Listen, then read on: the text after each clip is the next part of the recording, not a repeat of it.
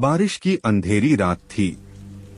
चारों तरफ कुछ नहीं नजर आ रहा था और ऐसी धुआंधार बारिश में शहर के बाहर रत्नाबाई की हवेली अकेली भीग रही थी। उस तरफ कोई नहीं जाता था।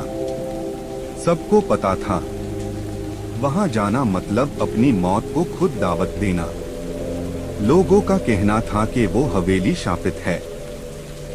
उस हवेली में रत्नाबाई की आत्मा आज भी मौजूद है। आए दिन वहां कोई ना कोई हादसा होता रहता था और ऐसी तेज बरसात में रवि अपनी मोटरसाइकिल दौड़ाते हुए हवेली की तरफ आगे बढ़ रहा था। कॉलेज के आखिरी साल में पढ़ने वाला रवि ऐसी कहानियों को नहीं मानता था। उसने अपने दोस्तों से बेट लगाई थी कि वो आज रात उस हवेली में अकेले जाएगा। दोस्तों ने उससे बहुत रोका, वहां जाने से मना किया, लेकिन रवि नहीं माना। अपने दोस्तों का डर देखकर उसने पक्का कर लिया कि अब तू वो हवेली जरूर जाएगा। बारिश और तेज हवाओं के बीच भीगते भीगते वो हवेली पहुंच गया। वो सोच ही रहा था कि अब अंदर कैसे जाए। उसने दरवाजा धकेलकर देखा, वो बंद था। कोई खिड़की भी खुली नहीं थी। वो दरवाजे को धक्का मारने लगा। इतने में दरवाजा खुल गया। रवि ने देखा किसी लड़की ने दरवाजा खोला है।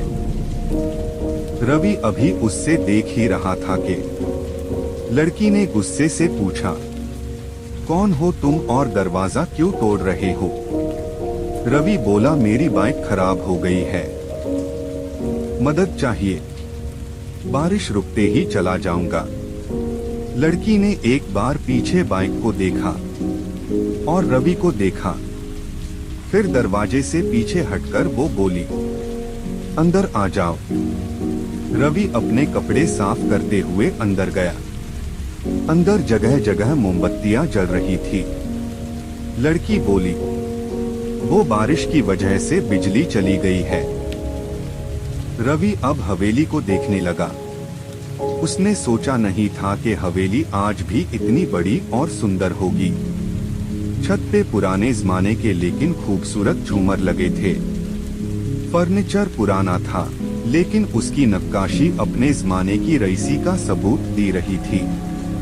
रवि सब देख ही रहा था कि पीछे से लड़की की आवाज आई, ये लो तौलिया, सर पोंछ लो, मैं गरम चाय लाती हूँ। रवि ने तौलिया लेते हुए पूछा, तुम कौन हो और यहाँ अकेली रहती हो क्या? लड़की बोली, हाँ मैं अकेली रहती हूँ, मैं यहाँ की केयरटेकर हूँ। रवि ने पूछा, तुम्हें यहाँ अकेले डर नहीं लगता क्या? लड़की ने कहा, अब यही मेरा घर है और अपने घर में डर काहे का? और चाय बनाने किचन में चली गई। रवि फिर से हवेली का मुआयना करने लगा। वो लड़की चाय लेकर आ गई। रवि ने चाय पीते पीते पूछा, तुम्हें पता है लोग इस हवेली के बारे में क्या क्या बोलते हैं? लड़की हंस के बोली, यही ना कि यहाँ पे भूत है। रवि बोला, तुमको ये सब सुन के डर नहीं लगता क्या? लड़की फिर हंस के बोली, तुमको सब पता है फिर भी यहाँ आ गए, तुमको डर नहीं लगता क्या? रवि झल्लाकर बोला, नहीं नहीं, मैं नहीं डरता, मैं अपने दोस्तों से बेट लगाकर यहाँ आया हूँ। मुझे ये सारी बातें बकवास लगती है। भूत जैसा कुछ नहीं होता। लड़की कुछ नहीं बोली। वो खाली कप उठाकर किचन की तरफ चली गई। रवि अब हवेली को देखने लगा। वो एक कमरे में से दूसरे कमरे में गया। वहां दीवारों पे बड़ी बड़ी तस्वीरें लगी थी। वो उनको एक एक करके देखने लगा। अचानक उसकी नजर एक तस्वीर पे गई और वो वहीं रुक गया। उसकी आंखें बड़ी बड़ी होती गई। उसमें से एक तस्वीर केयरटेकर लड़की की थी और उसके नीचे लिखा था, स्वर्गीय रत्नाबाई, साल 1821 to 1857। रवि को काटो तो खून नहीं। वो हिल भी नहीं पा रहा था। उसको पीछे से आवाज आई, क्या अब भी तुम्हें लगता है कि भूत नहीं होते?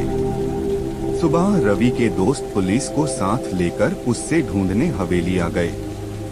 उन्हें वहां रवि की लाश मिली। कहते हैं वो हवेली आज भी है शहर के बाहर, अपने अगले शिकार के इंतजार में।